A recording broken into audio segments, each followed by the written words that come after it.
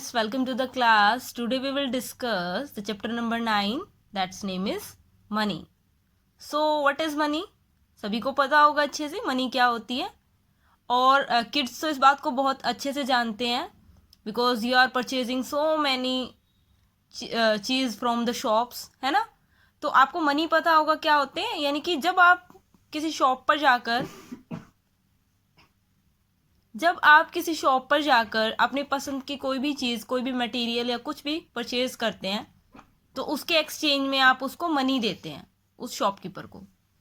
So money is used to pay for something और buy for something. Coin and notes. It means जो money है वो coin और notes में होती है, एंड आप कुछ परचेज करते हो या कुछ खरीदते हो उसके लिए हम पे करते हैं मनी को. Okay students, and we can money represent in two things, rupees and paisa. Rupees में और पैसा में हम मनी को रिप्रेजेंट करते हैं, और मनी हमारे पास कॉइन्स में और नोट्स में होती है. Okay students, in coins we have 1 rupee coin, 2 rupee coin, 5 rupee coin, और पैसे के केस में हमारे पास 25 पैसे का कॉइन होता है एंड 50 पैसे का कॉइन होता है. So these are quantities used in coins as a coins, and these are the money used as a rupees as notes. There is 1 rupees note, 2 rupee note, 5 rupee note, 10 rupees note, 20 rupee note, 50 rupee note, 100 rupee note, 500 rupees note and 2000 rupee note. पहले student 1000 rupees का note होता था, but अभी after changing the money this is of 2000. Okay student, तो ये हमारे coins में होते हैं एंड ये हमारे नोट्स में होते हैं. सो आई थिंक आपको अच्छे से पता चल गया होगा कि मनी क्या होती है. मनी सभी को पता होता है क्या होती है, जो कि हम यूज करते हैं कुछ चीज खरीदने के लिए, इनकी सर्विसेज को एक्सचेंज करने के लिए. मार्केट में जाते हैं, हमें सर्विसेज मिलती है, सेवा मिलती है, कोई भी चीज होती है, उसके बदले हम उनको पैसे दे देते हैं, और वो चीज कहीं भी बनती हो, वर्ल्ड के किसी भी कोने में बनती हो, वो हमें हमारे रीजन के पास, आसपास जहाँ पे हम रहते हैं उसके आसपास अवेलेबल हो जाती है, और उसके लिए हम मनी पे करते हैं for that purpose, for purchasing that thing. Okay student, now we will see the question, how which type of question will come based on the money. Okay, see that. One thing more, there is 100 paisa in 1 rupee. Okay student, in 1 rupee we have 100 paisa. For 2 rupees 200 paisa, for 5 rupees 500 paisa, similarly for 10 rupees 1000 paisa. तो 1 रुपये में आपके पास 100 पैसे होते हैं. अब आपको किसी भी रुपये का अगर पैसे का कन्वर्जन करना हो, so we will multiply that number by 10. The representation is this kind, rupees 13.50. जो ये आपका 13 है डेसिमल से पहले, इस डेसिमल से हम सेपरेट करेंगे रुपीज एंड पैसे को.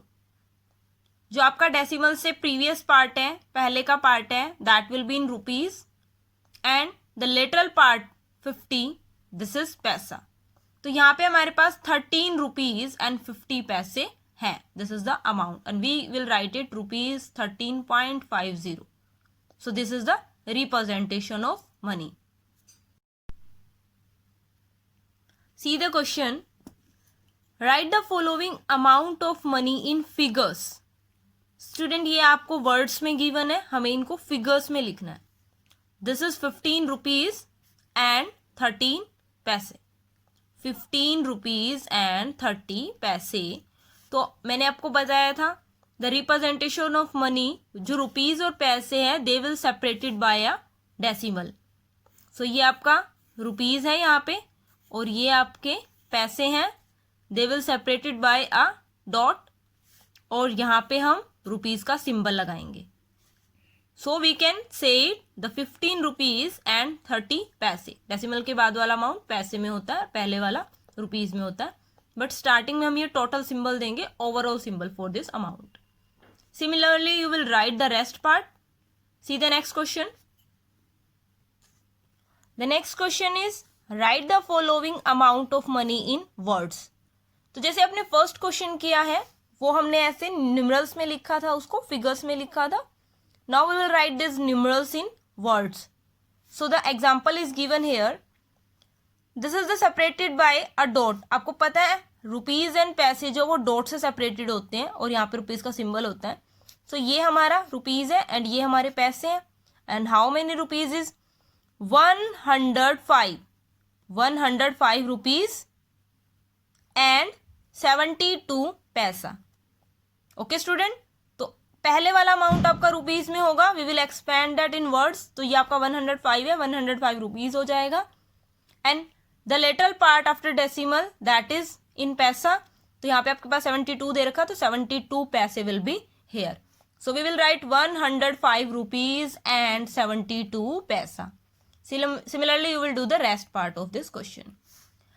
Next question is count and add. Student, you have given some notes here of some money. You will add these all money and you will write the total how much money is here showing. Okay student, you will do this exercise. Thank you. Have a nice day.